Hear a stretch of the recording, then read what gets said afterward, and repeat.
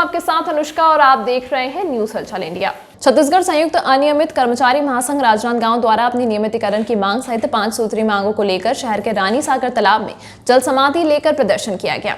नियमितीकरण सहित 5 सूत्री मांगों को पूर्ण करने प्रदेश सरकार से मांग की गई है। छत्तीसगढ़ प्रदेश के शासकीय विभागों, निगम मंडल, स्वायत्त शासी निकायों में कार्यरत अनियमित कर्मचारी अधिकारियों को नियमित करने की मांग को लेकर जल समाधि ली गई। इस दौरान बड़ी संख्या में पुलिस के आला अधिकारी और जवान मौजूद रहे। छत्तीसगढ़ संयुक्त अनियमित कर्मचारी महासंघ प्रदेश में कार्यरत अनियमित कर्मचारियों, जिसमें संविदा, दैनिक वेतन भोगी, कलेक्टर दर, प्लेसमेंट मानदेय, अंशकालिक सहित अपने सदस्यों के हित में 5 सूत्री मांगों को लेकर विगत कई वर्षों से संघर्ष कर रहे हैं। वहीं इनका कहना है कि अपनी मांगों को लेकर कई बार शासन प्रशासन से गुहार भी लगा चुके हैं और कई बार ज्ञापन भी सौंपा जा चुका है। बावजूद इसके अभी तक इनकी मांगें पूरी नहीं की गई, जिसे देखते हुए इनके द्वारा 1 दिवसीय जल समाधि कार्यक्रम का आयोजन किया गया और अपनी नियमितीकरण की मांग सहित अन्य 5 मांगों को लेकर जल समाधि की गई। वहीं इनकी मांगों में समस्त अनियमित कर्मचारी अधिकारियों को नियमित किया जावे तथा नियमितीकरण तक 65 वर्ष की आयु तक नौकरी की सुविधा प्रदान करते हुए आवश्यकता होने पर सिविल सेवा नियम 1965 के तहत निलंबन करने का प्रावधान हो।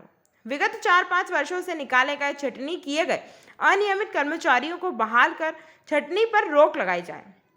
शासकीय सेवाओं में आउटसोर्सिंग ठेका प्रथा को पूर्णतः समाप्त कर कर्मचारियों का समायोजन किया जाए।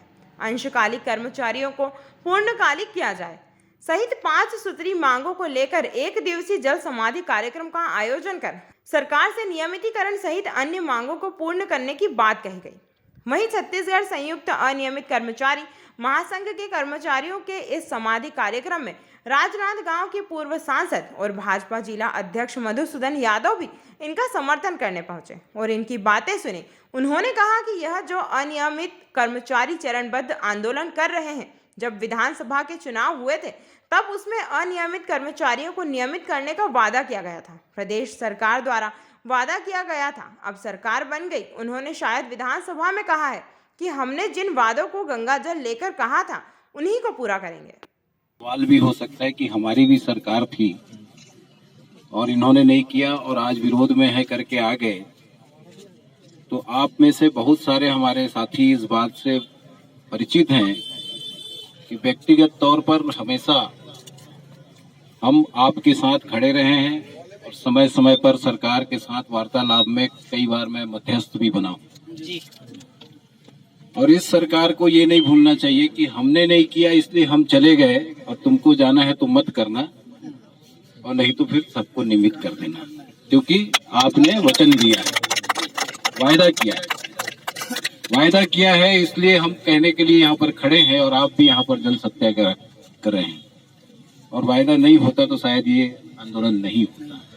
तो मैं तो सरकार से यही मांग करूंगा कि आप अपने वायदे के हिसाब से जिन वायदों को लेकर के आप चुनाव में गए और लोगों ने आप पर विश्वास किया और आपको सरकार में बिठाया, उन वायदों को पूरा करो, जिसमें से एक हमारे अनियमित कर्मचारी साथियों को नियमितीकरण करने का है।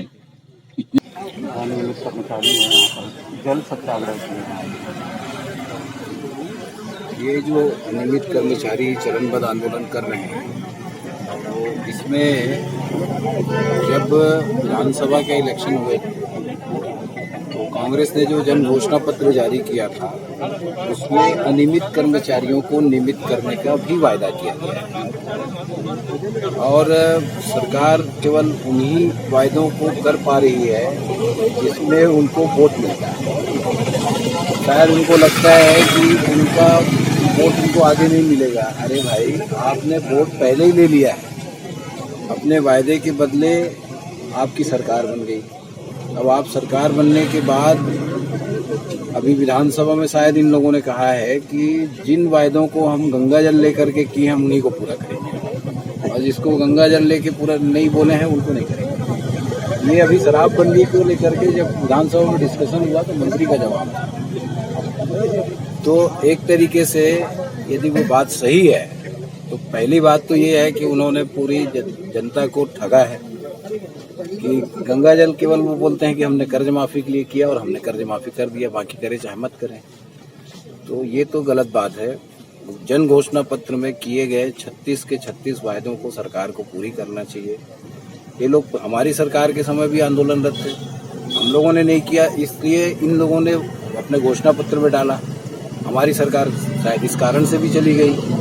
अब ये नहीं करेंगे तो इनकी भी सरकार जाएगी, और यदि इनको सरकार में बने रहना है तो इनके किए गए वायदों को पूरा करना चाहिए। अनियमित कर्मचारियों को तत्काल नियमित करना चाहिए।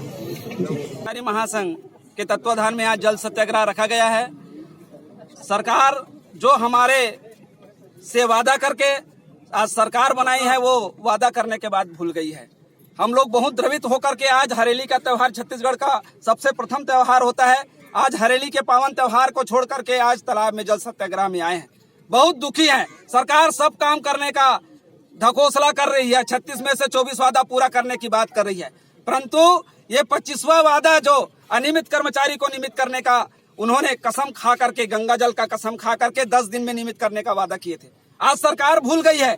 इस दुख के कारण आज हम लोग समस्त अनियमित कर्मचारी राजनांदगांव के यहाँ लोग आए हुए हैं, और उसी तरीके से पूरे छत्तीसगढ़ में समस्त जिलों में अनियमित कर्मचारी लोग जल सत्याग्रह कर रहे हैं। हम इससे पहले मसाल रैली करके सरकार को जगाने का प्रयास किए थे, सरकार द्वारा कोई भी प्रकार की प्रतिक्रिया हमारे लिए नहीं आया, इसलिए आज जल सत्याग्रह किए हैं, और लगातार ऐसी प्रक्रिया हम लोग करते रहेंगे जब तक सरकार को विवश न कर दे कि हम लोगों के काम करे।